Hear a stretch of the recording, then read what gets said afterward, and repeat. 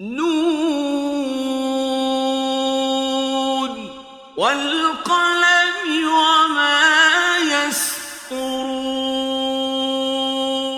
بسم الله الرحمن الرحيم. الحمد لله وصلى الله وسلم على سيدنا محمد رسول الله وآله وصحبه ومن والاه.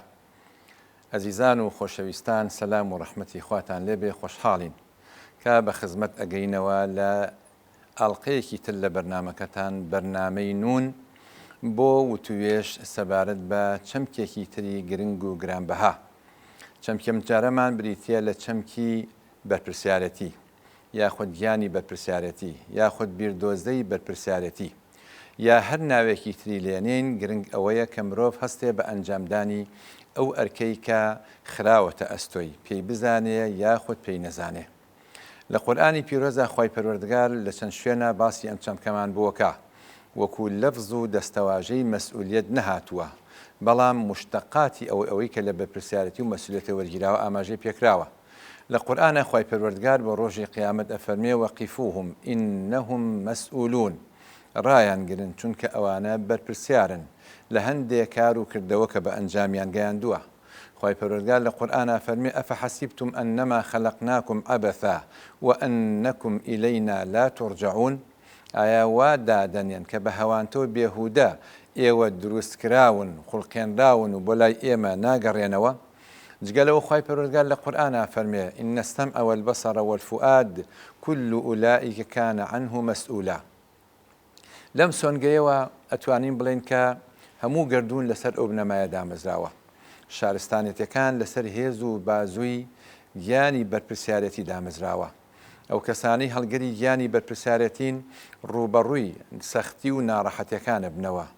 داهێنەران لە ڕاستیە لە هەموو بوارەکانە ئەو جۆرە مرۆڤانن. بەرپرسیارەتی بەرامبەر بە خودت، بەرپرسیارەتی بەرامبەر بە خێزان، بەرامبەر بە کۆمەڵگا، ئەمانە داواکراون، بەڵام لە هەموو ئەمانە گرنگتر بریتە لە بوونی بەرپرسیارەتی بەرامبەر بە ئومەت، بەرامبەر بە مرۆڤایەتی بە شێوەیەکی گشتی. ئەیمەن کە لە پێغەمبەری خوا صلی الله علیه وسلم لە دوای وەفاتی دایکی لە ئامێزی ئەوا گەورە بوو کە بانگی کرد بە ئومی بەعدە ئومی، یا ئومی بەعدە ئومی، ئەی دایکی دووەمم واتە. دایکی دووەمی پێغەمبەری خوا بوو صلی الله علیه وسلم. کاتێک کە پێغەمبەر عەلەیهی سەڵات وەسەلام وەفاتی کرد، دەستی کرد بە گریان، گریانێکە ژیر نابەوە. ئیمامی عومەر چوو بۆ لای، لێی پرسی، وتی بۆچی ئەگریت؟ بۆ لە دەستدانی پێغەمبەر صلی الله علیه وسلم؟ فەرمووی نەخێر، پێغەمبەری خوا صلی الله علیه وسلم محەممەد گەڕاوەتەوە بۆ لای خوای پەروەردگار کەەوە ئاواتی خۆی بووە، بەڵام بۆ دابڕانی وەحی ئەگریم لەم ئومەتە. ئافرەتێکە شادەیەکی نەبوو، ئافرەتێکە ئاستێکی خوێنەواری ئەو تۆی نەبوو، بەڵام هەموو غەممی ئومەتێکی هەڵگرت بوو لە کۆڵی نابوو. گیانی بەرپرسیارەتی لە ئافرەتێکی ئاوا نەخوێنەوارەوە پەخشە بێ بۆی ئومەتێک ڕابگرێ و زیندوی بکاتەوە. محەممەد ئیقبال فەیلسوفی ئیسلام لە کاتی سەرەمەرگا دەخولەکێک بەر لەوەی کەوا وەفاتکە، قسەیەکی زۆر ناوازە و پڕناوبانگی فەرموو. ئەویشەوە بوو کەی فەرموو ئەلا لەیتە شیعری هەل تەعود النەغمەة الحیجازیە ئەلا حەکیم یەخلفونی. خۆزگە بمزانیە کە ئایا ئاوازی نیوە دوورگەی عەرەب، ئاوازی پێغەمبەرایەتی ئەو سەردەمە ئایا ئەگەڕێتەوە؟ ئایا بێ حەکیمێک هەبێ کە جێنشین بێ بۆ ئەی بتوانێت کۆڵی قورسی بەرپرسیارەتی ئەم ئومەتە لە ئەستۆ بگرێ؟ ئەوانەی کە گیانی بەرپرسیارەتی تیانە زاڵ بۆ بریتی بوون لە پێغەمبەران عەلەیهیمو سەڵات وەسەلام، کە سازشیان نەکرد، کە تەنەزولیان نەکرد، کە خیانەتیان نەکرد لە مەبدەئی خۆیان. هیچ کاتێک مێژوو تۆماری نەکردووە کە پێغەمبەرێک پاشەکشەی کردبێت، چۆکی دایابێ، شکستی خواردبێت، دەرهەق بەو پەیامە و بەم مەبدەئیکە وەکو پەیامێک لە خوای پەروەردگارەوە هێناوێتی بۆ مرۆڤایەتی، کە شەهید کراون، بە مشار داهێنراون، سەریان لە جەستەیان کراوەتەوە و هەروەها ژەهران خوارد کراون. بۆیە پایە و کۆڵەکەی پەروەردەی بوونی گیانی بەرپرسیارەتی ئەوە یەکە خوای پەروەردگارە فەرمێ ئەیەحسەبو الئینسان ئەن یوترەکە سودا. ئینسان وادانێ کە بە هەوانتە و بێهودە وازی لێ بهێندێ و دەستی لێ هەڵبگیرێ؟ خوای پەروەردگار ئەم مرۆڤەی خوڵقاندووە ئەمانەتێکی خستۆتە ئەستۆی کە ئەوش بە پرسیارەتیە کە خۆیە فەرمێ ئینا عەرەضنا الأمانة على السماوات والأرض والجبال فأبين أن يحملنها وحملها الإنسان إنه كان ظلوما جهولا.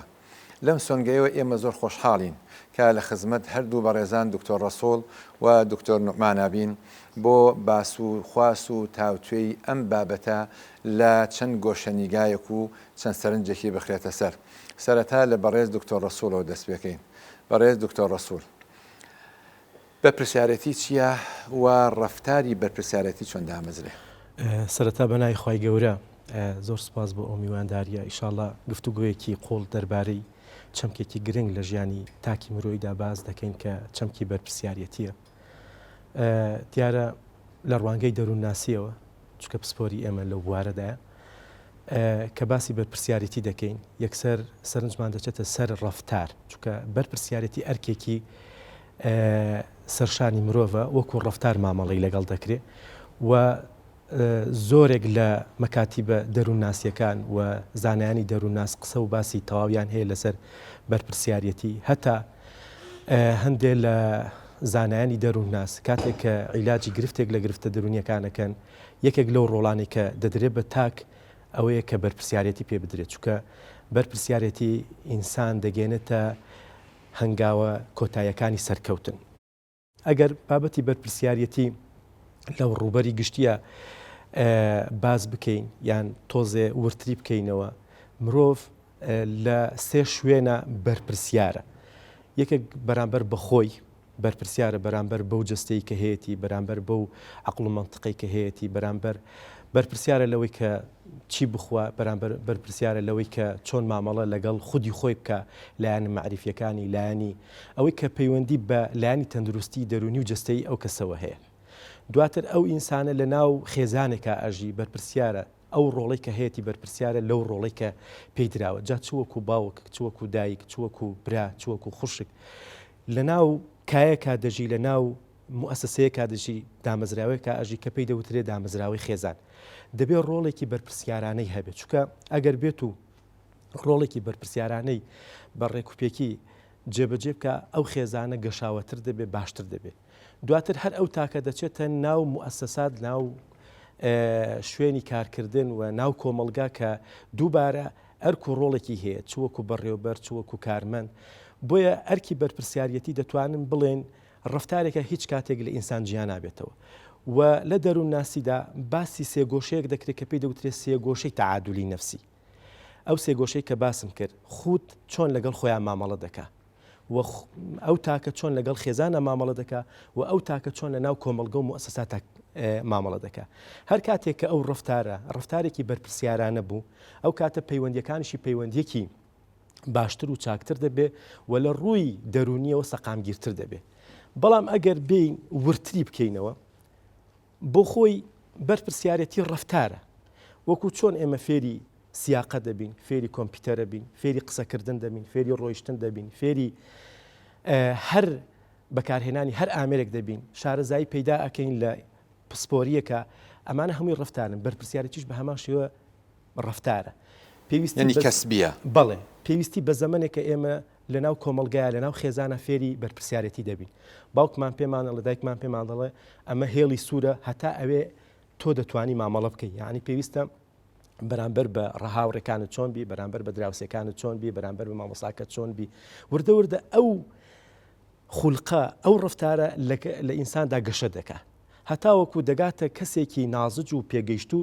کە بۆ خۆی بیر دەکاتەوە کە ڕەفتاری بەرپرسیارانە چۆنە. دوای ئەوە ئێمە ئەگەر بێت و لە ڕووی مەنتیقیەوە باسی ئەم هینە بکەین، ڕەفتاری بەرپرسیاران لەکوێ سەرچاوە دەگرێت؟ ئێمە چۆن بتوانین کەسبی ئەو ڕەفتارە بکەین، کەسبی ڕەفتاری بەرپرسیارانە بکەین؟ ئوستازی بەڕێز، ئێمە لە ڕووی سیستەمی دەماریەوە مێشکی ئێمە لە دوو بەش پێکاتووە کە دواتر، یان دوو هۆش پێکاتووە کە دواتر لە ئەنجامی بێگەشتن و هاوسەنگکردنی ئەم دوو هۆشە، هۆشێکی تر لە دایک دەبێت کە پێی دەوتری هۆشی دانایی. هۆشی دانایی یعنی هۆشی بەرپرسیارانە. هۆشی یەکەم پێی دەوتری هۆشی مەنتیقی. من ئەزانم کە ئەمە ئاوە، ئاوێکی ساردە بۆ خواردنەوە دانراوە. دەزانم کە لێرە دوو نەفەر ئێمە گفتوگۆ ئەکەین. ئەزانم کە ئێستا شەوە، ئێستا ڕۆژە. ئەزانم کە ئێستا بۆ نمونە کاتژمێر چەندە ئەوە هۆشی منطقی منە پێم دەڵێ هۆشێکی ترمان هەیە کە پێی دەوتری هۆشی هەڵچوونی کە ئەم هۆشە زانیاریەکان ئەگوازێتەوە بۆ ئێرە ئەمیگدال و سێ سیستەمی تر بێکەوە هەماهەنگی دەکەن کە پێیان دەوتری هۆشی هەڵچوونی ئەم هۆشی هەڵچوونیە تاوان ئەمانە منطق یعنی سەرنج و وردبینی ئەناسنەوە شتی حقائق دەناسنەوە شتی منطقی ئەناسنەوە دقیقترە لە منطقەکە دقیقترە بەڵام هۆشی هەڵچوونی ئەوانەیە کە بەرپرسن لە حەزەکانی ئێمە خولیاکانی ئێمە خۆشیەکانی ئێمە ڕغلێ بوونەوەکانی ئێمە کاتێک کە ئەم دوانە هاوسەنگی دروست ئەکەن لە نێوانی یەکتریە ئەو پرۆسە عەقلیە دروست ئەبێ هۆشێک لەدایک دەبێت کە پێی دەوتری هۆشی دانایی ئەگەر بێت و ئێمە بە هاوسەنگ بوونی ئەو دوانە هۆشی دانایی بێنینەوە مەسەلەن من هۆشی منطقی بە من دەڵێ ئەو پاقلاوەیە ئەمە شیری نییە هۆشی هەڵچوونی من پێم دەڵێ حەزم لێتی بیخۆ بەڵام من شەکرەمە ئەگەر بە قسەی هۆشی هەڵچوونی بکەم ئەو کاتە من ئەرکێکی بەرپرسیارانم بەرامبەر بە جستەی خۆم لە دەست داوە کە من نەخۆشیێکی مزمینم هەیە بە ناوی نەخۆشی شەکرە هەموو ڕەفتارەکانی تریش ئاوایە مەسەلەن من ئەڕۆمە ماڵەوە مناڵێکم هەیە ئیمتیحانێکی ئەنجام داوە چاوەڕێ ئەوە دەکەم کە لە 20 نزیکی 20 بێنێ یان دەرەجەیەکی و نمرەیەکی باش بێنێ کە ئەڕۆمەوە سەیرەکەم دەیهێناوە یان کەمتر لە دەیهێناوە من ئەو کاتە هۆشی منطقی من دەڵێ ئەم نمرەی هێناوە دەیگوازێتەوە بۆ هۆشی هەڵچوونی ئەگەر من جڵەوی ڕفتاری خۆم بخەمە بەردەستی هۆشی هەڵچوونی ئەو کاتە من تووڕە ئەبم هەڵچوونەکانم زیاتر دەبێت ڕغلێبوونەوەکانم لەو کاتەدا بەڵام ئەگەر داوای ئیستیدلال بکەم داوای بەهانە بکەم لەو کەسە ڕۆڵێکیان تۆ بۆچی ئەو نمرێتێنە دەڵێ باوکە من نەخۆش کەوتم و ڕشامەوە لە ناو قاعی ئیمتیحانە دەزانم کە تووشی نەخۆشی بووە ئەو کاتە من جڵەوی ڕفتارەکانی خۆم دەخەمە بەردەستی هۆشی دانایی هەر کاتێک هۆشی دانایی حکم کا لەسەر ئینسانە هۆشێکی بەرپرسیانانە لەدایک دەبێت هۆشێک لەدایک دەبێت کە ئێمە هیچ کاتێک ناکەوینە هەڵە بۆیە ئێمە پێویستە چی بکەین پێویستە هەمیشە ئەو شتەی کە دەیبینین بە دروستی مەرج نییە کە دامانە بەردەستی هۆشی تەمان هۆشی هەڵچوونی شتێکە لە ئینسان گیان نابێتەوە خۆشیەکان ڕغلێبوونەوەکان حەزەکان ئەوانن کە خوای گەورە بە ئینسانی داوە کە باسی لایەنی دووەمی پێکاتەی دەرونی ئینسان دەکەین تەمان ئێمە لە ڕووی دەرونیەوە لە سێ بعد پێک دەین بعدی عەقلی و بعدی هەڵچوونی لەگەڵ ڕفتاری ئەگەر بێت و بعدە هەڵچوونیەکە لە ئینسان دابڕێنین هیچ مانایەک لە خۆشی و لە لەزەت لە دنیادا نامێنە بۆ ئینسان کە پێویستە طبعا ئیبداعەکە طبعا هۆشەکان کە باسی بەرپرسیارەتیش دەکەین جۆری بەرپرسیارەتیمان زۆرە مەسەلەن من لە ناو خێزاندا وەکو ڕۆڵی باوکایەتی بەرپرسیارم کە دەچم بۆ ئەو شوێنێ کار دەکەم بەرپرسیارم هۆ مەسەلەن بەرپرسیارەتی کۆمەڵایەتیم هەیە جۆرەکانی دێنە سەری جۆرەکانی دێنە سەری بەڕێز دکتۆر نوعمان چه پەیوەندیەک هەیە لە نێوان ئازادی لەگەڵ بەرپرسیارەتیە کە دوو چەمکی وە ئەزانم سەرەکی زۆر سپاس بە جەنابی مەجلیسە بەڕێزە بۆ جەنابەت طبعا سپاس بۆ کاک دکتۆر ڕەسوڵ هەندێک شتی بیری منیش خستەوە ئەگەر دەرفەتە بێ من هەم وردە قسەشمە بێ لەسەرەوە ڕاستەکەی ئەوەیە بەرپرسیارەتی کاتێک بوونی هەیە کە ئازادی هەبێ یعنی ئەگەر ئێمە مرۆڤ وەکو کائینێکی کۆمەڵایەتی کە ئەجوڵێ هەر لە ڕووی ڕەفتاریشەوە سەیریکەین کاتێک ئەتوانین ڕوبەڕووی بەرپرسیارەتی کەینەوە یا بە بەرپرسی بزانین کاتێک کە ئەو ئینسان توانای جوڵەی بووێ یا دەسەڵاتمان پێداوێ ئەوەی کە من ینی حەزم کرد هەر بەشێکی تەکمیلەی قسەکەی کاک دکتۆر بە ڕەبتێکی هەبێ بۆ ئەوەی خزمەتی بینەرەکانیشمان بکەین ئەوەیە کە ینی بە دیوێکە بەرپرسیارەتی معنایەکی هەیە کە بریتیە لە دەسەڵات پێدان ڕوونیشانی بەرپرسیارەتی وە کەسێک ئەیکەی بە مەسوولی شوێنە جا ئەمە کۆمەڵێ گۆشەی هەیە ئەو گۆشەی کە من ئەمە ئاماژەی پێ بکەم و کەمێک نزیکە لەوەی جەنابی کاک دکتۆرەوە بریتیە لەوەی کە ئێمە دەسەڵات بین بە کەسێک بۆ ئەوەی گەشە بکە هەمومان کۆمەڵە توانامان هەیە ئەم توانایانە ئەگەر کەسێک لە ژیانە هیچ بەرپرسیارەتیی وەرنەگرت بێ ئەم توانایانە ناتەقنەوە ئەیخیتە مەوقعێکەوە لەوە پێشتر وازانی ئەم کەسە توانایەکی ئەو تۆی نییە ئەیخیتە مەوقعەکەەوە ئازادیشی پێ ئەدەی ئەتەقێتەوە جا من نەچمە سەر ئەوە حەزم کرد ئیستراکی ئەو بکەم بەڵام باسی چەمکی ئازادی چەمکێکی ڕەسەنی گەورەیە هەم پەیوەندی هەیە بە یاساوە هەم پەیوەندی هەیە بە بەرپرسیارەتی ئوخرەوی ئینسانەوە و بە کورتی ئەتوانین بڵین ئەگەر بێت و چەمکی ئازادی بوونی نەبێ یا ئازادی وەکو دۆخ بوونی نەبێ ینی مرۆڤ ئازاد نەبێ لە ژێر جەبرابێ من ناتوانین باسی بەرپرسیارەتی بکەین ئەمە طبعا جەنابتان هەردوو لە من شارەزاترن لەو بابەتە کە یەکێک لە بابەتە دینی قوڵەکانی هەر ناو حەزارەی ئیسلامیش بریتێ لە مۆزوعی جەبر و اختیار و ئەمە بە گاڵتە خەڵک پێوەی مەشغوڵ نەبووە ئەمە بابەتێکی ئەساسیە لە ڕاستیە بەشێکی زۆر لە گروپە ئیسلامیەکان کە بەم بابەتا کەوتون قەدەری و جەبری پیابوون و باسی جەبر و اختیار هاتوتە ئاراوە ئینسان چەند مەجبورە چەند مختارە و مثلا المعتەزیلە بە ئاراستەیەکا چوون ئەشعەریەکان بە ئاراستەیەکا چوون و با بڵێن ڕێگەی تریشمان هەیە لەو نێواندا باسەکە باسی ئەوەیە کە ئینسان چەند ئەتوانین لێ بپرسینەوە وەکو بەرپرسیاری ئەو کردوانەی کە ئەیکە چکە ئینسان ئەگەر بەشێک بێت لەو وجودەی کە هەیە بەشێک بێت لەو طبیعەتەی کە هەیە و ئەم طبیعەتە چکە ئەم بۆچوونە هەیە لە ناو فەلسەفەش هەیە ئینسان بەشێکە لە سروشت یاساکانی سروش بەڕێوەی ئەبن ئەمە پێوترێت طبیعەت گەرایی من لە خواناسیش ئەم بابەتە هەیە ینی لە فەلسەفەی کۆن و هەتا هەل ینی کەسی یەک سپینۆزا تقریبا ئەچێت ئەم ینی ئەم چوارچێوەیە بەجارەکە يعني ئەوەی کە ئینسان هەر بەشێ بێت لە طبیعەت خۆی تەوەجه ینی ئاراستەکە وایە کە جۆرێ لە جوڵەی هەیە خۆی جەرەیانێکی هەیە چۆن مەسەلەن ئاوێک ئەڕات طبیعەتیش خۆی طبیعینێکی هەیە ینی سروشتی جوڵەیەکی هەیە بەرەو ئاراستەیەک ئەڕوا ئێمەش پارچەیەکی ئەم طبیعەتین ئەگەر ئاوا بێ ئەمە تەوەجهەکە ئەتوانین بەرەو جەبریەت بیبین بۆ چونکە ئەو کاتە تۆ پارچەیەکی بچووکی لەو شەپۆلە ینی تۆ وەکو بڵێ هیچ کارەیت بەڵام ئەوەی کە بەڕوونتر لە مەنزومەی ئیسلامە ئێمە ئەتوانین بیبینینەوە حتا لە ناو علمی کەلامی ئیسلامی شار ڕوونە جەنابەکو عەرزم کردن جەنابتان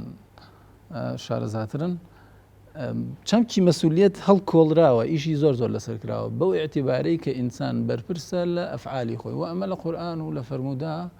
ڕوون و ئاشکرا دیارە من ئەگەر دەرفەتوەی ئاەتێک هەڵامتان هەرەوەنە ئەفەرمێ وأن ليس للإنسان إلا ما سعى آيات جديدة بقولهم هر وكلهم آتيه يوم القيامة فردا بو بتنيادي لبر أوي بيمان بلي مروف بلي لنا ومروف كاني ترايا ولواني ترها تدرو وهميان بشكل لطبيعة بنديوا وايا بلام للراسيان لموضوع حساب كتابة إنسان بتنياه كتنيابويت كواتو دبر فرسياري ولا سلام أساسا ناكري يعني إنسان ببر فرسيار بزانين بشي وقشتيكا بەڵام دۆخی ئازادی بۆ نێنینە بەرچاوە لە ڕووی یاساییشەوە هەروە ینی تۆ ئەگەر لە سیستەمێکا بژین ئەم سیستەمە ئازادی فراهەم نەکردبێ چۆن ئەتوانێت لێ پێچینەوە لە خەڵک بکە ناتوانێت چکە تۆ ئەسڵ هەر مەجالت پێ نەداون دەستە خۆش بێ دکتۆر پەیوەندیەک هەیە لە نێوان عەلاقەی لە نێوان ئیستیبداد دیکتاتۆریەت لەگەڵ نەبوونی هەست و یانی بەرپرسیارەتیە کە ئەمەش هەرچەم کە ئازادیەکە ئاگرێتەوە طبعاً قسەکەی بەڕێستەکە عەلاقەیەکی زۆر بەهێزە لە نێوان بەرپرسیارەتی لەگەڵ ئازادی ئەگەر ئازادی نەبێ بەرپرسیارەتی ئەسڵەن هەر وجودی نابێ هەر وجود نابێ بێگومان هەموو ئازادیەکەش ڕەنگە سنووردار بێ چونکە تۆ ئەگەر کۆمەڵێک کۆتوبەن نەبێ بەرامبەر بەچی ئازادە بیت ئەبێ کۆمەڵێک قیود هەبێ کۆسپ و تەگەرە هەبێ بەرامبەری بڵێ من ئازادم ئەگەر نەما ینی ئازادی وجودی نامێنێ وەکو چۆن ئەلمانیە تا ئەو ڕۆژە وجودی هەیە کە دین هەبێ جاکردنەوەی دین لە دەوڵات ئەگەر دین نەما ئەلمانیت خۆی بۆ خۆی وجودی نامێنێ بۆ یەکێ لە بنەما سەرەکیەکانی وجودی ئەلمانی بریتە لە چی؟ بریتە لە دین یەکێ لە بنەما سەرەکیەکانی بوونی ئازادی بریتە لە هەندێ کۆسپ و کۆت و پەیوەند و ئەو جۆرەشتانە کاتێکە مرۆڤ لە ناو کۆمەڵگەیەک ئەژی کە دیکتاتۆریەتی تایە ئەم دیکتاتۆریە کەسێ احتیکاری ئەو سوڵتەیە کات و خۆی ئەسەپیانێ بەسەر ئەو خەڵکەیە لە جیاتی ئەوان بیرەکاتەوە لە جیاتی ئەوان بڕیار ئەیە لە جیاتی ئەوان جموجوڵەکانی هەموو دەست پێکە ئەمانی تر دێن دائنیشن وەکو ئەوی کە جەناوە باسە کرد حاڵەتێک لە جەبری بۆیان دروستە بێ لە حاڵەتێک لە قەزا و قەدەریان بۆ دروستە بێ حاڵەتێکیان بۆ دروستە بێ کە ئەمە سۆتفەیە کە ئەمە شانسە کە ئەمە بەختە کە ئەمە دەقاودەقش پێچەوانەیە لەگەڵ بنەما دینیەکانە و لەگەڵ بنەما شارستانەتەکانە کە هەتا ئێستا پەرەیسەندووە بۆیە هەر کاتێک ئازادی نەبوو یاخود ئیستیبداتە بوو گیانی بەرپرسیارەتی لە ئینسانەکانە کاڵە بێتەوە و نامێنێ جا ئێمە تەبعەن و توێژێکی ورترەکەین بەڵام دوای ئەم ناوبڕە ئەگەڕێنەوە ئینشاءڵڵا.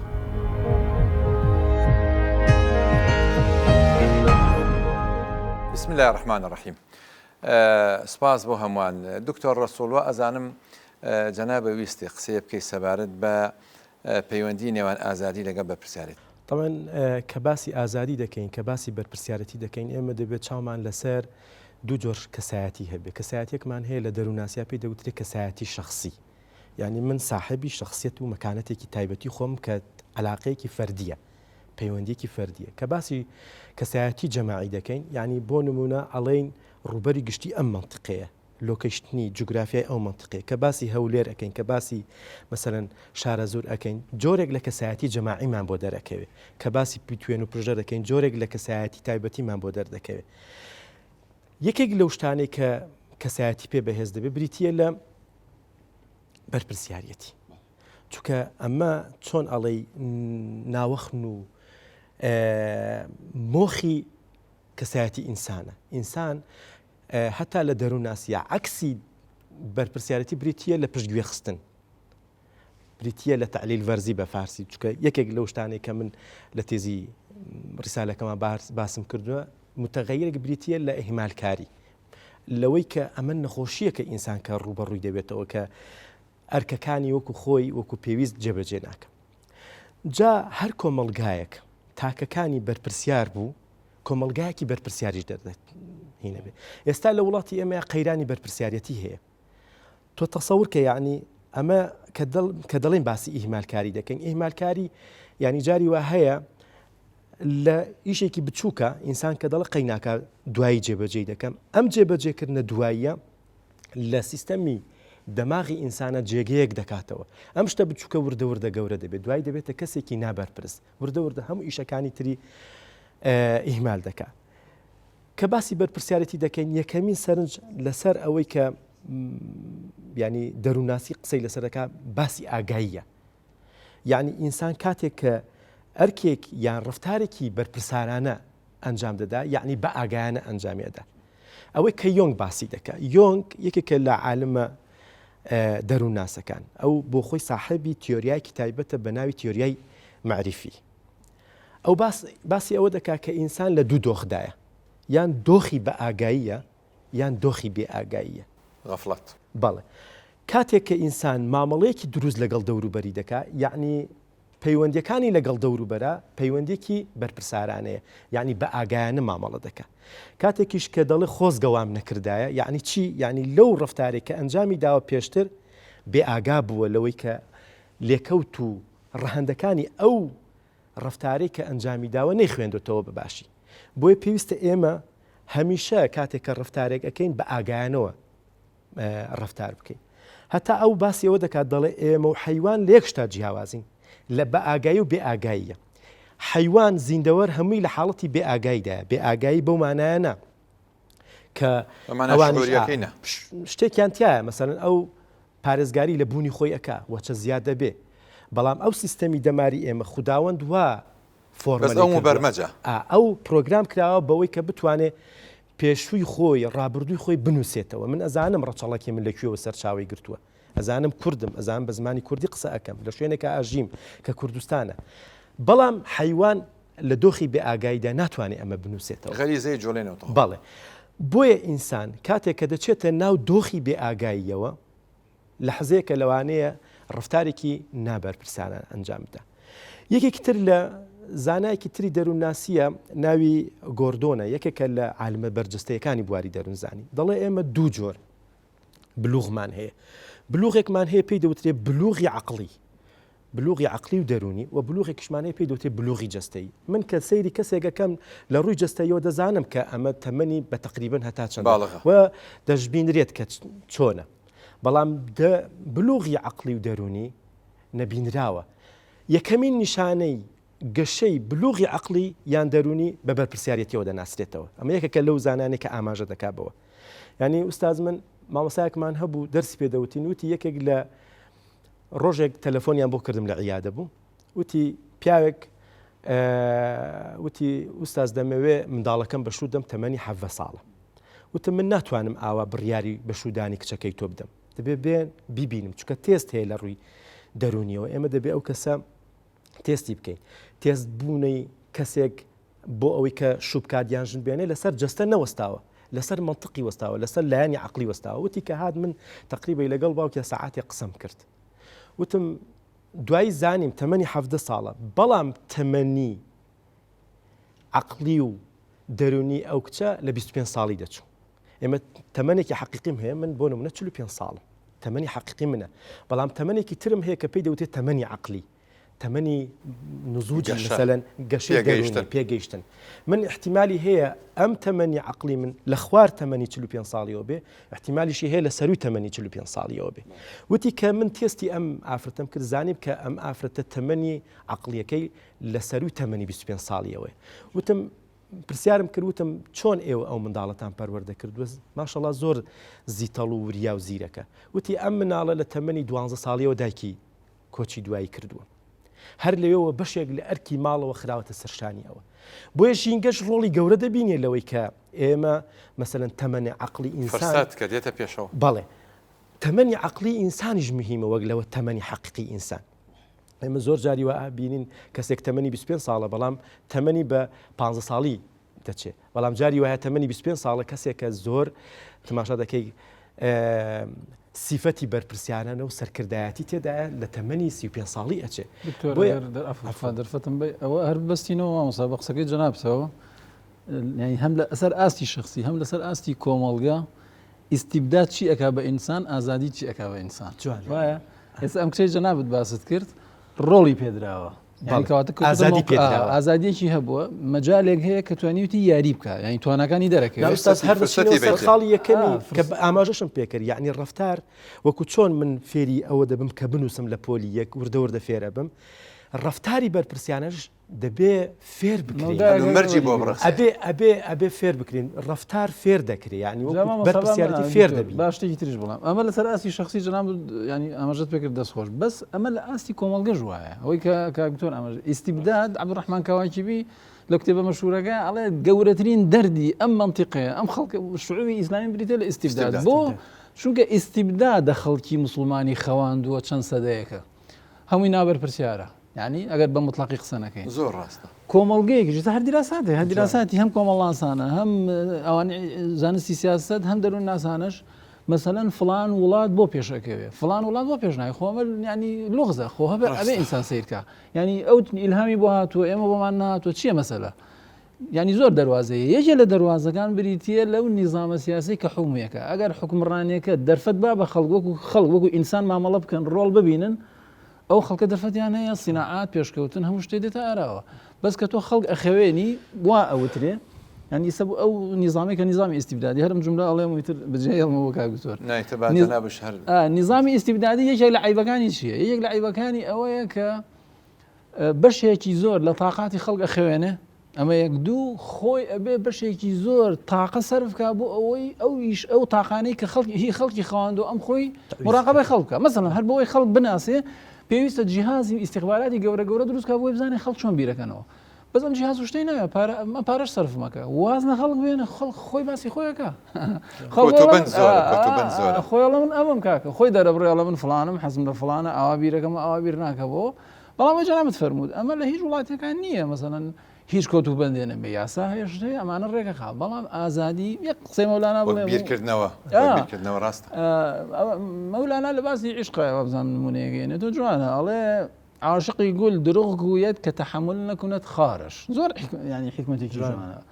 ئەفەرمە عاشقی گوڵ درۆکە ئەگەر درکەکەی قبول دەکە ئازادی کۆمەڵی خەوشی لەگەڵ هەیە گومانیتیان نیە بەس ئەو خەوشەتیان یانێ بێ ئەوش قبولکەی بە ئاسایی ئەبێ وەری دکتۆر نەمان سەبارەت بە پەیوەندی نێوان بەرپرسیارەتی وەک چەمکێکی ئەخلاقی جەنابە سەرنجی چێ لەسەری سپاس وەڵا ئەوە پرسیارێکی گرنگە کاکتۆر حەزەکەم هەر تووشە ڕەبتی هەیە بە دەروون ناسیشەوە من ئەگەر بکرێ هەندێک شتی کەمی بڵێم ینی بەرپرسیارەتی لە مامەڵە وەکو چەمکێکی ئەخلاقی بەشێکی زۆر لە ئەوانەی کە فەیلسوفی ئەخلاقن باسی ئەخلاق کاتێ ئەەکەن طبعا ئێمە وەکو خەڵکی متدەین ئەوەی کە لە مەجای فکری دینیا ئیشەکە باوەڕان بە ئەخلاقی شخصیش هەیە ینی هەر پێشەوەی ئینسان داخلی کۆمەڵگەش بێت لەسەر ئاسی شخصی خۆت ئەسڵ سیدق و ڕازگۆیی ئەم جۆرە شتانە مەرج نییە بۆ منە سیدق ئەوە بێت کە تۆ لەگەڵ خەڵکە ڕازگۆبی صدق پێشەوەی لەگەڵ خەڵکە ڕازگۆبی هەر سیفەتێکی خۆتە بۆ چکەم واژەی حەقیقەیە ئەگەر مەجال هەبوو دوای من ئەوە باسەکەن کەواتە ئەخلاق لە ئاسی فەردیش هەر هەیە بەڵام بەشێکی زۆر لەوانەیە کە لە مەجای ئەخلاقا ئیشەکان بەتابەتیوانی ئەم سەردەما باسی ئەوە گەنەڵ ئەخلاق ئەو کاتە دەستپێکە کە تۆ لە دەرگای ماڵەوە ئەچیتە دەرەوە واتە مامەڵە لەگەڵ خەڵک مامەڵە لەگەڵ خەڵکە ئیتر دەرگای ئەخلاق لەگەڵ بۆ تۆ ئەکات هەندێک گواڵێن کە لە دەرگاشە دەرەوە بەڵێ بەس مەرجش نێوا بێ نانە عەرزم کردی خۆی ڕەنگە پێچوانە بێگە ئەفم کە یەک جملێ بڵێم ڤۆڵتێر قسێکی جوانی هەیە ئەڵێ گەورەی ئەوە نییە کە لە دەورەوە گەورە بیت بەڵکو لە ماڵەوە گەورە بیت بەرزی ئەوە نییە کە لە دەورەوە بەرز بیت بەڵکو لە ماڵەوە بەرز بیت جا نمونەیەکی جوانێت تۆڵێ محەممەد صلی الله عليه وسلم لە دەرەوە چۆن گەورە بوو لە ماڵشەوە گەورە بوو بەو بەڵگەیەی یەکەمینەکانی ئەوانی کە ئیمانیان پێهێنا ئەوانە بوون کە نزیکترین کەس بوون لێی ئەوە زۆر گەورەیە خەدیجە خوا لێ ڕازی بێ ئیمامی عەلی زەید کە لە خزمەت گوزارەکان بوو هاوڕێکەی کە ئەبوو بەکری سدیق بوو خەڵکێکی زۆر هەیە ئەگەر لە میانی کەسە نزیکەکانی و هەڵسەنگانی بۆ بکەی شکستەخوا بۆیە هەیە خۆی کاندید دەکا کە خۆی کابرای خۆی کاندید کرد بۆ لە عێراق خێزانەکەشی دەنگی پیانە و ناڵەکانشی 4 دەفتەرشی سەرف کرد و یەک دەنگیە نابوو گەورەی ئەوەیە لە ناو کەسە نزیک چونکە ئەوان باشتر لە هەر کەسێکی تر مرۆڤەکان ناسن بۆیە ئەو چەمکە بێگومان هەڵەیەکە بڵێ لە دەرگاچە دەرەوە دەست پێ جا من لەوە خەتایەکی منیش بوو بێ لە تعبیرەکە ئەڵبەت مەبەستم لە چوونە دەرەوەی ماڵ مەبەستم ئەوە نەبوو لەگەڵ ماڵ یانی لەگەڵ خەڵک چکە ئەمەڵین مامەڵە لەگەڵ خەڵک شەگرێتەوە خێزانی شەرەگرێتەوە فەرقی نیە ینی باز لە خۆت پشیدە بۆ معنایە جا ئەگەر ئەم مەوزوعە ئاوا بێت چەمکێکی ئەخلاقی سەوان سش دۆرە بۆی من ینی یەکسەر تێپەڕم پرسیارێکی سەرەکی لە ئەخلاقا هەیە ئەویش ئەوەیە کە کام لە ڕەفتارەکان دروستن چکە ئەمە ینی دوایی ئەمە بەرپرسیارەتەکە بۆ ئێمە دیاریەکە ینی بۆ نمونە تۆ هەر ئەوەی کە باس مەکرد باسی ئازادی و اختیار لە ئینسانە هەیە چەند ڕێگەیەکی لە بەردەمایە اختیار و ئازادی ئەمەیە ینی ئینسان لەگەڵ بەجیاوازی لەوەی کە کاکتۆر باسی کرد لەگەڵ ئاژەڵەکان یەک ڕێگەیە لەسەر فیترەتێک ڕاهاتون وانە بەس ئینسان چەند اختیارێکی لە بەردەمایە ئەتوانێت ئەو شیرینیە بخوا ئەتوانێت نەشی خوا ینی هەردووکیان ئەتوانێت بکە ئەمە ینی دروستی و نادروستی چاکی و خراپی ئەم ڕفتارە چۆن نییە ئەمە ئێتە مناقەشەیەکی زۆرە لە دەروونناسیە بە جۆرێکی ترە لە فەلسەفا بە جۆرێکی ترە لە دینا بە جۆرێکی ترە لە دینا مەسەڵەن ئێمە ئەڵێن ئەوەی کە خۆی گەورە ئەمری پێکردەوە بۆ شەریعەت بڕیاری مەصدەری ئەخلاق ئاسمانە لا ئێمەوە بالضبط ئەوانیە ئیتر وەرە بۆ ناو فەیلسوفەکان لەم سەرتا ئەو سەر قسە هەیە بەڵام یەکێک لەو شتانەی کە پشتی پێبەستن ئەوەیە کە بەشێکیان هەر چوونەتەوە بۆ دیوە عاتیفەکەی ئینسان بەشێکیان وتوانە یاسای کۆمەڵگایە بەشێکیان ئیتر شت زۆر وتراوە هەندێکیان چوونەتەوە بۆ بابەتی حکمت و عەقڵانیەتی ینی پەتی یەکێک لەو شتانەی کە جوانە من ئاماژەی پێ بکەم بریتە لەوەی ینی کە لەگەڵ دینیشا دێتەوە مەسئولیت لەگەڵ یا بەرپرسیارەتی لەگەڵ ئەخلاقا بریتە لە چی بریتە لەوەی کە تۆ ئازاری مرۆڤەکانی تر کەم بکەیتەوە ئەوەی کە مستەفا مەلەکیان لە ئێران زۆر جەختی لێکات دوای کا بە دوو قسە و کۆتایی بە مداخلەکەی خۆمەێنم من ئەڵێ تەقریری حەقیقەت تەقلیلی مەرارەت زۆر جوانە ئەڵێ ئیشی ئینسان بریتە لە کەمکردنەوەی ئازارەکانی خەڵک و دەرخستنی ڕاستیەکان ئەمە فعلەن هەر ئەوەشە کە پێغەمبەران جوانە ئەشکرێ بڵێن بە ئەندازەی هەر کەسێ بە ئەندازەی پێگەینی خۆی خزمەت بە غێری خۆیەکە یاخود بە ئەندازەی نوقسانی خۆی ئازاری خەڵکیەدا یەک شت هەیە مامۆسانی بەڕێز ئەگەر بە کورتی ئاماژەی پێ بکەین ئایا تەبەن بەرپرسیارەتی چییە؟ بەرپرسیارەتی بریتە لە بەجێگەیانی ئەو ئەرکەی کە لە ئەستۆیە و ئامادەیی لێ پێچینەوە لی ئەمە خۆی بۆ خۆی بریتە لە بەرپرسیارەتی کاتێک کە بەرپرسیارەتی هەر کەسێک بەرپرسیارەتێکی گەورەتر هەڵگرێت بەرپرسیارەتی کە باسەکەین مەبەستمان پێ پۆست نییە بەرپرسیارەتی مەبەستمان پێ تەنها لێ پێچینەوە نییە بەرپرسیارەتی مەبەستمان پێ ئەو حیسە ئینسانیەکەوا لە ناخی ئینسانە وەک ئەرکێ ئەستۆی خۆی گرتووە جێبەجێکردنی ئەو کەسایەتیە بۆیە هەر کەسێک هەتا بەرپرسیارەتەکەی زیاتر بێ هەستی بەرپرسیارەتی زیاتر بێ ئەم ئینسانە ژیانێکی خۆشتری هەیە ژیان چێژێکی خۆشتری پێبەخشێت تۆ کە ئەڕۆی نەخۆشیە بەسەرەکەی تۆ کە دەستگیرۆی هەژارێکەکەی تۆ کە ئەچی پشتیوانی لە لێقەوماوێک ئەەکەی، تۆ کە بەرگری لەو خاکە ئەەکەی، تۆ کە مواجهی گەندەڵی ئەەکەی، تۆ کە ئازارێک لەسەر ڕێگایە کەوتووە هەڵی ئەگری لە گوندێکە جاری وا هەیە لە گوندێکە دوو کەسی تیا گیانی بە پرسیارەتیان تایە کە کەسێک ئەمرێ ئەوانە چون قبر هەڵەکەنن کە بانگەوازێکە بێ ئەوانەیکەن کە پارەکۆکردنەوەیگە بێ ئەوانەیکەن کە مەترسیەکە بێ ئەوان سنگی پەیوەنیان کە شتێکە هەر شتێکە بێ ئەمان سنگی پەیوەنیان بۆیە لە ئایندەیە هەر شتێکە ئەبێ خەڵک ڕوەکاتە کێ ڕوەکاتە ئەم کەسە بۆ عەقڵە دانایەکەی بەکارهێناوکە بەڕێز دکتۆر ڕەسوڵ ئاماژەی پێکرد. یەک شتی تر هەیە کە ئاماژەی پێ بکەین بواری پەروەردە لەگەڵ گیانی بەرپرسیارەتیە ئایا شتێکی کەسبیە لە ئینسانە یاخود جیبیلیە. حاڵەتە کەسبیەکە زۆر گرنگە کە منداڵ لە سەرەتاوە بە گیانی بەرپرسیارانەوە پەروەردە بکرێ وەکو کچە 7 ساڵانەکە هەر ئەرک بخرێتە ئەستۆی سە باوکی وا هەیە پارە ئەیە بە کچەکەی ئەو مانگە 2 مانگ 3 مانگ کچەکەی مەسروفاتی ماڵکە دوایی بۆی دەرەکەوت کێ بەرپرسیارانە مامەڵاکە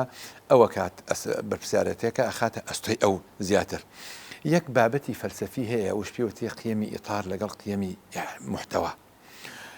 یعنی بۆ نمونە پەیکەری ئێستی مەبەستمان پێ فیکری دەرونی هەر مرۆڤێک وەکو فرۆی دەڵێ هەتا 5 ساڵی دامەزرێ ئێمە ئەڵێین مەرج نییە تا 5 ساڵیش بێ ممکنە کە گۆڕانکاری لە ئینسانە ڕووباوەکو ئیمامی غەزالی و گۆڕانکاریە گەورەیە تیا ڕووداوەکو لە ئیمامی عومەرا ڕوویدا بەڵام بە شێوەیەکی گشتی لە ساڵەکانی سەرەتای مرۆڤ پەیکەرە ئێسکیە فیکریەکەی ئەو کاتە دامەزرێ.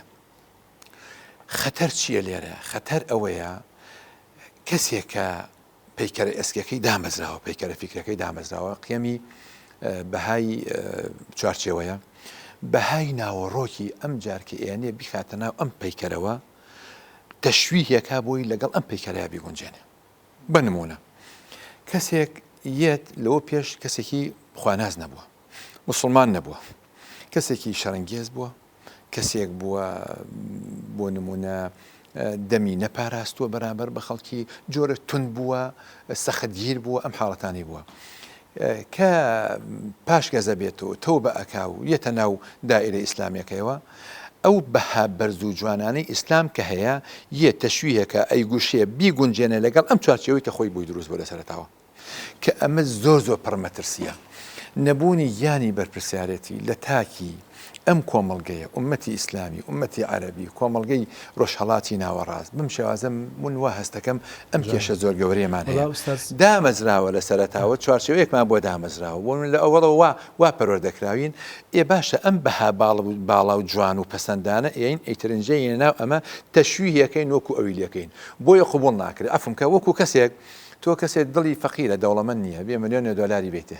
چکە لە ناخەوە گۆڕانکاری بەسەرە نهاتووە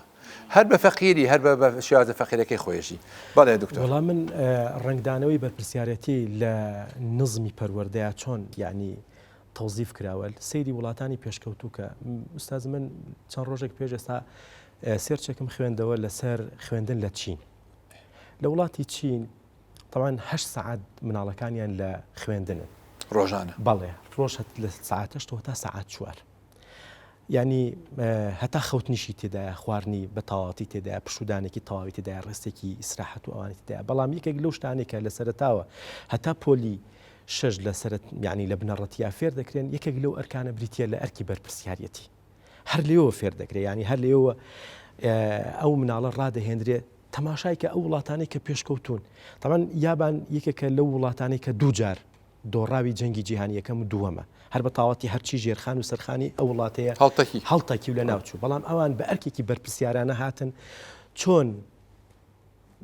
یعنی بژاندیانەوە ئێستا یابان چ وڵاتێکە لەسەر ئاستی هەموو شکستیان کردە پاڵنەر و هۆکاری سەرکەوت. بەڵێ جا ئێمە ئەوەی کە ئوستاز باسی کرد ئێمە 5 نیازمان هەیە 5 پێداویستیمان هەیە کە گلاسەر یەکێکە لە زانە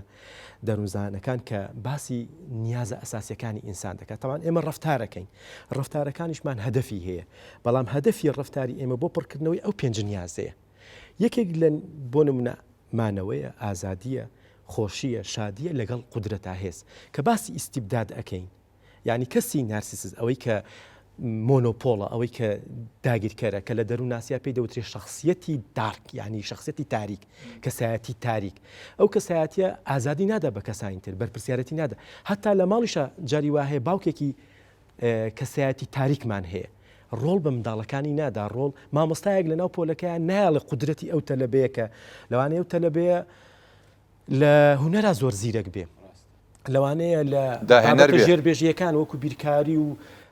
زانستی کیمیا و ئەحیا زۆر زیرەک بێ لەوانەیە لە هونەرا زیرەک بێ قودرەتی پێنادا تەمان ئەمە هێزێکە لە ئینساندا هەیە کە هەموو ڕەفتارەکانی بۆ ممارەسەکردنی ئەو هێزەیە دەبێ ئازادی پێ بدرێ بەڵام ئازادی سنووری هەیە لەکوێ مەرزی من کۆتایی پێدێ ئەو کاتێک کە دەچمە ناو ناوێ بچمە ناو ئازادەکانی شخصی کەسی بەرامبەرم من ئازادیم هەیە بەرامبەر ماڵ و مناڵم بەڵام خێزانیشم ئازادێکی هەیە کە لەوان من بۆم نییە تەداخولی بکەم ئەویش بە هەمان شێوە بۆیە ئەگەر باسی لێکەوت و جێکەوتی مەسلەی بەرپرسیارەتی بکەین لە ڕووی دەروونزانی و ئوستاز ئێمە لە بەرپرسیارەتی ینی بەهرەمەند دەبین لە سێ ڕوانگەەوە یەکێکیان لە ڕوانگەی عەقلیەوە لانی لە ڕوانگەی عەقلیەوە دایمە ئینسان لە دۆخێکی بە ئاگادا دەبێت ینی هەر ڕفتارێکی ئەیکا سەرنجی زیاتر لەسرە و ئەو کەسە ئاگایی زیاتر دەبێت خاڵێک تر بڕیاردانەکانی ئەو تەسمیمانەی کە دەیگیرێت ئەو بڕیارانە ئەو قەرارانە کە ئەیدات قەراری وردن قەراری سەرنج و فۆکسی لەسەر پێی نییە خاڵێک تر ئەوەیە کە مەجای حەلی مەسئلە کێشە چارەسەرکردن کە پەیوەندێکی عەقلیە ئەمە ئەو کەسانی کە مەسەلەن بۆچی ڕیسپیەک توانای ئەوەی هەیە کە لەبەرەوەی بەرپرسیارانە مامەڵە دەکا توانای چارەسەرکردنی کێشەکانی هەیە تۆ سەیرەکەی کەسەکە نە خوێندەواریشە جا فرانکل قسەیەکی زۆر مهمی هەیە لە ماناداربوونی تاکی مرۆییە ئینسان چ کاتێک کەسێکی مانادار دەبێت کە کەسێکی بەرپرسیار بێت بەڵام چەمکێکی هەیە فرانکل دەڵێ ئەو ئیرادێ لە هەموو کەسێکا هەیە ئیرادەی بە مانادار بوون ینی پەیوەندی نییە بە شەهادەوە فلانە کەسە دکتۆرای هەیە و فلانە کەسە نەخوێندەوارە فلانە کەسە هەتا ئینسانی نەخۆش ئەگەر سەرەتانیشی بێ دەتوانانی کەسێکی مانادار بێ ئەگەر هەستێ بەو ئەرکی کە لەسەر شانجێتی زۆر جوانە دەستە خۆش دکتۆر ببوورە جەنابی دکتۆر بە کورتی بەرپرسیارەتی لە ڕوبەڕووبوونەوەی حەقیقەتدا بە کورتی ئەگەر کاتێکی ئەوەنەمان نییە بەڵام بە کورتی ئەکرێ بڵێن ئەگەر وکڵە دیدگایەکی عیرفانی یا دیدگایەکی فکری قوڵتر سەیری بەرپرسیارەتی بکەین ئەوەی من تێگەشتوم بەرپرسیارەتی بریتە لە ڕوبەڕووبوونەوەی حەقیقەت ینی ئەوەی ئینسان لە ناو تەسەورە دینیە قوڵەکە یا لە ناو تەسەورە عیرفانەکە ئەم جیهانەی کە ئەیبینێ بەخۆشیەوە بە پەردەیەکی ئەبینێ ئەزانن لە پشتی ئەمە ئاياتن با بە تعبیرە قورئانیەکە بڵێن ئەمە ئاياتن ئايەت ئاماژەن بۆ حەقیقەتێکی نهایی حەقیقەتێکی ناکۆتا هەموو کەس بوێری ئەوەی نییە ینی ئەمە بەتەمان ئەمە بوێریەوە شەجاعەتیش دێتە ئەم بابەتەوە ینی ئازایەتیە تۆ ڕوبەڕووی ڕاستی گردون ببیتەوە ڕاستی ناکۆتا ئەو کەسەی ئەتوانێ ئەو دەرونی ئاوا پەروەردەکرد لە ڕوبەڕووی ئەم ڕاستی حەقیقی ئەمێتەوە گیانی بەرپرسیارەتی ئەوەیە ئەمە ئەتوانم لە قورئانە چەمکی سدقی بۆ بدۆزمەوە من لە قورئانە ئەفەرمێ ئەمە ئەخیر کۆمنتمە قال الله لە ڕۆژی قیامەتە دوای محاسبەکەی عیسا حوارەکە کە ڕوئەدا ئەفەرمێ قال الله هذا يوم ينفع الصادقين صدقهم صدق ئەوە نییە ڕازگۆیی نییە بۆ معنە سادەیە کە ئێمە تێگەشتین ئەو حەقیقەت بەڵێ طبعا لەگەڵ ئەوەیە ئێمە کە سەرنجی زۆرمان خستە سەر بابەتەکانی چەمکی بەرپرسیارەتی بەڵام ئەبێ ئەوەندەش بزانین کە لە نێو کۆمەڵگەیە و لە نێو ئومەتە خەڵکانێک هەن کە گیانی بەرپرسیارەتی تیان نازاڵە ئەگرین بۆ ئەو کەسانی کە لە ماتەمینی خۆیانە پێکەنن عارەقی خەجاڵەت و شەرمەزاری ئەڕێژن بۆ ئەو کەسانی کە لە ژیانی خۆیانە کاری سەفالەت و کاری نابەجێ بە ئەنجام ئەگەێنن و هەروەها ئەسووتێن بۆ ئەو کەسانی کە لە نێو ئاگران و هەز بە بوونی ئاگرەکە ناکەن ئەم کۆمەڵگەیە حتمما لە خەڵکانی ئاوا بە دەرنابێ و ئەم ئومەتە خەڵکانی وای لێ نابڕێ کە ئەمەش ئەتوانین بڵین سەرچاوەکەی گەڕێتەوە بۆ گیانی بەرپرسیارەتی کە قورئانی پیرۆز خستوێتێ سەر ئەستۆی هەموو مرۆڤێک کە خۆی پەروەردگار خۆڵخاندوێتی ئێمە زۆر خۆشحاڵین بەوەی کە ئەم چەمکەمان تاوتیۆ کرد و سپاس بۆ هەردوو بەڕێزان دکتۆر ڕەسوڵ و دکتۆر نوعمان خی گەورە پاداشتان باتەوە سپاس بۆ ئێوەش بینەرانی بەڕێز و خۆشەویست کە لەگەڵمان بوون تا پێگەشتنەوەیکی تر بەخوای گەورە میهرەبانتان دەسپێرین خواتان لەگەڵ نون والقلم